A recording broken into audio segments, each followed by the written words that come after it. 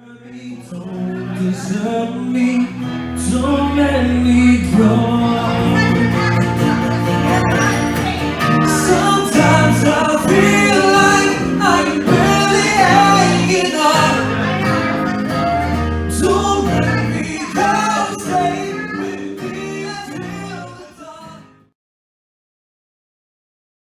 Hey guys, Andrew here from Burnmore, out here in sunny Cape May, New Jersey. Very, very beautiful. I'm here for singer-songwriter Cape May Weekend, one of my favorite weekends of all time. Hi, I'm Dean. I play bass in Burnmore. Alright, what's up you guys? Max here, drummer from Burnmore. Dean and I, we were music majors together at Rowan, and also our former lead guitarist, Zach Birnbaum, he was also a music major. And our drummer, my buddy Max, we met through one of my roommates. And first, actually, Max and I started, doing some acoustic shows, just me playing on guitar and singing, and he would be playing his cajon. My favorite cover to play with Burnmore is going to have to be Renegade by Styx, because it's got a lot of great guitar work, and it's really fun to play that when we have a guitarist with us, like my twin brother Nick. My favorite original to play is Don't Let Me Go, because it makes people cry, and I wrote it. Now, Andrew, Dean, and I, we come from very different backgrounds, lots of musical taste differences. Andrew, his biggest influence by far is Bruno Mars. Bruno Mars he's a songwriting legend, performer, plays lots of different instruments, insane performer. Andrew idolizes him for very good reason. So that's where a lot of his performance style comes from, and a lot of his vocal style too. Sings very high, just like him, just like Bruno Mars. He likes lots of other pop artists too, like Shawn Mendes. You do a couple Shawn Mendes songs. It's a lot of fun. Dean, he's very, very wide variety of music. He plays upright bass as well as bass guitar, and he's absolutely insane at it. But so he likes a lot of classical music. Philip Glass, I know, is one of his favorites. And he likes a lot of death metal, black metal bands. I don't know who any of those would be. I couldn't give you an example. But he also likes lots of punk bands, pop punk bands. Fall Out Boy is one of his favorites, one of his biggest influence in terms of like rock type stuff. He also loves Rush. We play a little YYZ every once in a while in the middle of a gig, if Andrew's trying to tune or something like that. And then lastly, my influences in terms of like drumming, Mike Portnoy, Luke Holland. He's a really young new guy, plays really fast. Mike Portnoy is from Dream Theater.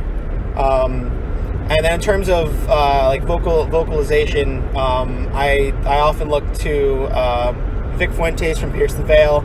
And also Mike Fuentes, the drummer of that band, also does some really, really cool, interesting drum parts. Lots of fast stuff. Anything with double bass is really kind of my wheelhouse there. So yeah, that's it for me. Thanks for tuning in. I'll kick it back to somebody else later. Don't tell anyone you'll be just another regret. Tell me a little secret. Who eyes to know when we live such friends. So everybody's different, but personally for me, I have different ways of writing songs. I might come up with some kind of melody, or just some kind of chord progression, and I just have to jot it down and come back to it when I think of other ideas. Like one time, this one song that I wrote called Lose Ya, I came up with the idea when I was with a friend. We were in the marketplace at Rowan, and it's hard to go our separate ways getting our own food, because there's so many people around, and we might lose each other. So I was like, all right, Phil, let's stick together. I don't want to lose you. As soon as I had that idea, I came up with a melody. It was like, I don't want to lose you, and I've been working on that song for quite a few years now. So yeah, songwriting is a lot of fun, and it can be different, and it's very interesting. how it all comes together, and it's a lot of fun. Well, I've spent so many hours practicing that at this point music is the thing that I'm the best at, so I might as well do it. Love you till we're 17. Maybe My name's Bern Moore. We basically took our former lead guitarist Zach Birnbaum, the Bern from his last name, and Moore from Andrew Moore, who's our front man and singer. And we mashed them together, and for a little while we were Moore Bern, because it makes sense, front man's name comes first.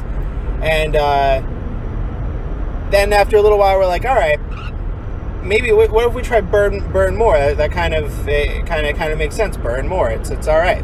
And so we're making a video for our Battle of the Bands Rowan audition. And Andrew, for the life of him, cannot remember that it's Bern Moore, not Moore Bern. So I think on the last take of Andrew telling the camera that we're Moore Bern, Zach pipes up and goes, "Bern Moore, dumbass," and just from there it stuck. Bern Moore, dumbass. Quote that. That's our origin story.